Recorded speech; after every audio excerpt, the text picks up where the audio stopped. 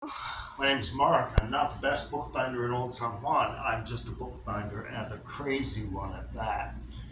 And I can tell you that I'm crazy because no other serious bookbinder would do this. This is available for the low price of $20 at the front desk. And this happens to be the indictment that Jack Smith prepared for Donald Trump. Oh, God. Yes, absolutely. I worry that this is going to disappear from view. So I printed this and I bound this and I am selling it at the low price of $20 so that you can go home and put this in your sock drawer. Because if you put it in your sock drawer, a historian might come around in a couple decades and discover it. And in fact, I think that might be the only way that this indictment survives. By putting in something. Okay, so nobody else, no serious bookbinder would do that. And no serious bookbinder would do what I'm about to do, which is to tell you that I'm writing a book because, well, I'm a bookbinder and I have to write books. And I'm writing a book for my nephew, Tyler. Not really for him, I'm writing it for his great-great-grandchildren, and I'm trying to explain what in the world I have been doing in this period of American life, because my family's been around since 1650, and one of my ancestors was hanging witches in Salem, Massachusetts.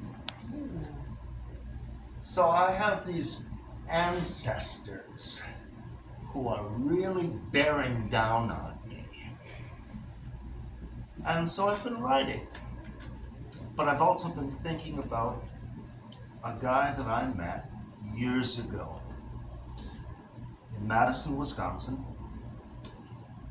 I was 25 years old. I was working as a nursing assistant, and I was on an oncology unit. And one of my patients was a guy by the name of Manfred Swarzensky. And I knew who he was because he was a rabbi. He was very well known in Madison, Wisconsin. And I knew that he had been in the camps. What I didn't know until I met him on the oncology ward was that he had the camp tattoo on his forearm. And I didn't know the story about his synagogue because on Kristallnacht, the night of broken glass, the night when the Nazis went out and burned down every Jewish store, synagogue, meeting place, everything. On Kristallnacht, Swarzensky was woken in the middle of the night. They told him, your synagogue's on fire. He went to the synagogue. He saw the flames, and then he saw the fire department come up. And they got out their hoses, and they climbed the buildings all around the synagogue, and they doused all of the surrounding buildings and let the synagogue burn to the ground. And when I saw that, or when I heard that, I thought, what would I do? And that's the question that I'm trying to answer when I'm writing this book to these descendants that I don't know that I'll ever have. So, I'm the child of two authors, or writers at least. It's nothing for me to write. And in March of this year, I wrote a letter to John Roberts. who is the Chief Justice of the United States Supreme Court, and who is the person in charge of swearing in presidents.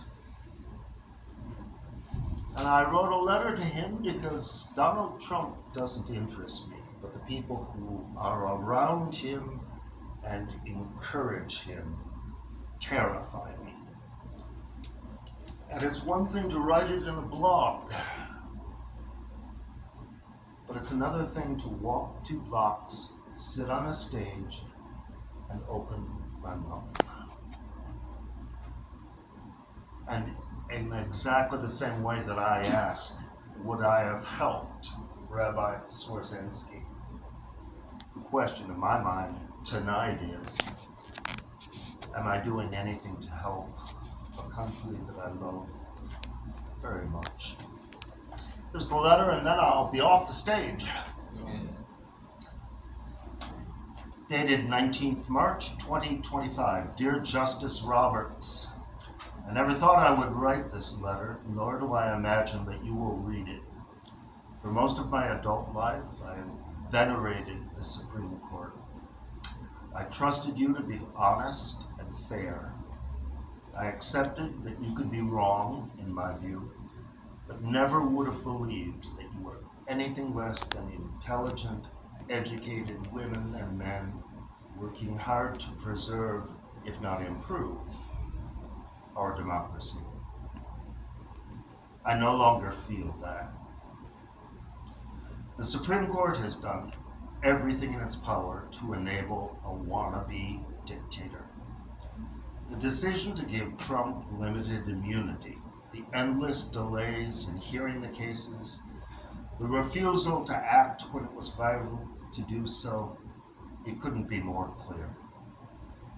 You administered an oath of office to a man whom you knew had no intention of honoring that office. You swore in a liar, and you knew it. You knew perfectly well that Trump had pledged to be a dictator on day one, and you knew exactly what that meant. I watched the inaugural because I wanted to see you administer that oath. That oath meant nothing to Trump, of course. It was only a formality to him, a stupid step before taking office. He didn't, you remember, bother to put his hand on the Bible. But the oath meant something to me and still does. I prepared immigrants for many years to apply for citizenship, and each time I came away more impressed by the wisdom of our founders. No man is or was above the law.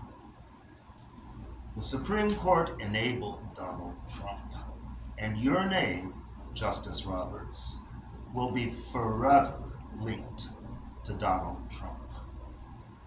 The first line of your obituary will include the name of Donald Trump. And we are now in a constitutional crisis. Trump knowingly violated an order by a federal judge, knowing perfectly well that he could get away with it. You gave away the power of the judiciary. We are now dangerously close, if not indeed already into a dictatorship.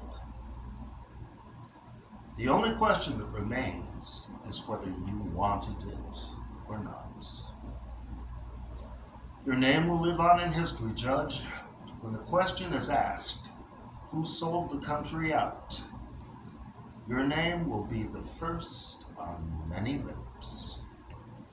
You did something worse than steal my country, Judge. You robbed me of my trust and my faith in my countrymen.